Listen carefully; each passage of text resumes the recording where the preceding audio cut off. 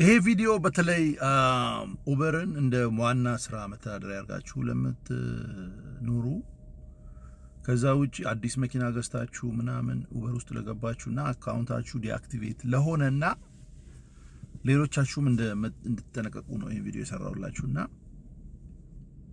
ኡበር አካውንታችሁን ሴቭ ማድረግ ያው ግዴታ ነው ጋይስ። አንዴ ከተዘጋ በኋላ በተለይ ዲአክቲቬት ከሆነ በኋላ ለማስከፈት በጣም ከባድ ነው እና የትኛውም አይነት ኡበር ለምትሰሩ ብላክም ይሁን ሬጉላር ኡበር ለምትሰሩ ማለት ነውና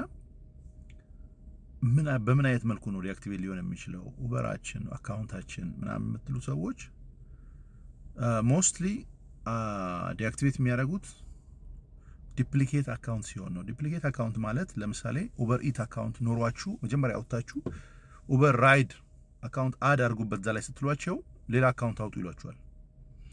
ከዛ ሁለት አካውንት ይሆናል ማለት ነው፣ ሁለት ኢሜል ይሆናል ማለት ነው። ከዛ እናንተ ላይክ አንዳንድ የስራ አምቢ ሲል ኢቱንም በሌላ ስልክ ራይዱን በሌላ ስልክ አድርጋችሁ ሁለት አካውንት ወይም ደግሞ ብላክ ስታወጡና ሬጉላር ኡበር ስትሰሩ የብላኩንም የራይዱንም አካውንት ይሄኛ ሬጉላሩን አካውንት ሁለቱንም በተለያየ ስልክ ኦን ስታደርጉት የተለያየ ኢሜል ነው በተለያየ ስልክ ስከፍቱት ዲፕሊኬት ይባላል ማለት ነው። ያን አንድ ላይ ሲያዩት ዲፕሊኬት አካውንት ብለው ይዘጉታል ሁለቱንም ማለት ነው።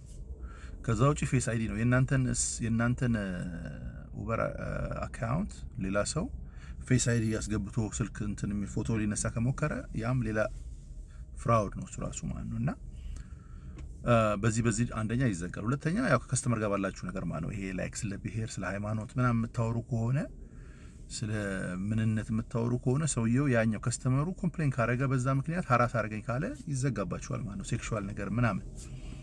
ሶስተኛው ሌላው ደግሞ ያው ከመኪናችሁ አነዳዳችሁ ሊሆን ይችላል፣ ከመኪናችሁ ንጽህና ሊሆን ይችላል።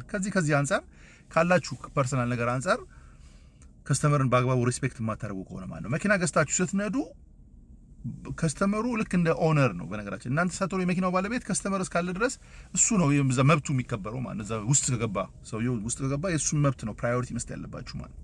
ስለ ጥንቃቄ ማድረግ ላይ ካው ለምሳሌ ከስተመሩ የሚፈልገው ነገር በምትችሉት አቅም ለማድረግ መሞከር፣ ከስተመሩ ጋር ብዙ ላለመነካካት መሞከር፣ ይሄ አምባጓሮ ስላለመግባት ማለት ነው። ካሜራ መክጠም ጥንቃቄ ማለት ነው። ስለዚህ ፕሪካውሽን ማድረግ ያለባችሁ ነገር በሙሉ ጥንቃቄ የምታደርጉ ከሆነ አካውንታችሁ ሴቭ ይሆናል ማለት ነው።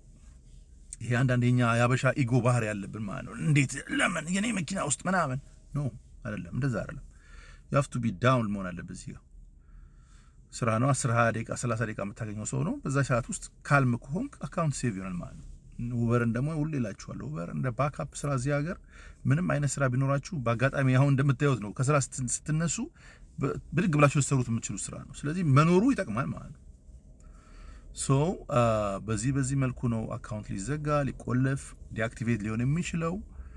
አሁን ደግሞ እኛ በተለይ ዲኤምቪ አካባቢ ያለን ሰዎች የኡበር ቢሮ አሁን ላይ ዲሲ ውስጥ የነበረው ተነስቷል ማለት ነው። ኦንሊ ያለው ቢሮ ወይ በስልክ ነው የምታወሯቸው ወይ በኢሜል፣ ችግር ካለ በኢሜል ነው ኮንታክት ማድረግ ያለባችሁ ታንጀብል ኤቪደንስ ስለሚባል ማለት ነውና ወይ ቢሮ ነው መሄድ ያለባችሁ። ቢሮ ደግሞ ያለው ኒውዮርክ ነው።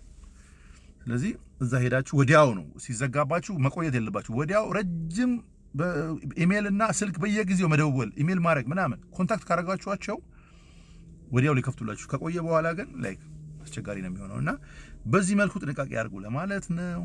ፒስ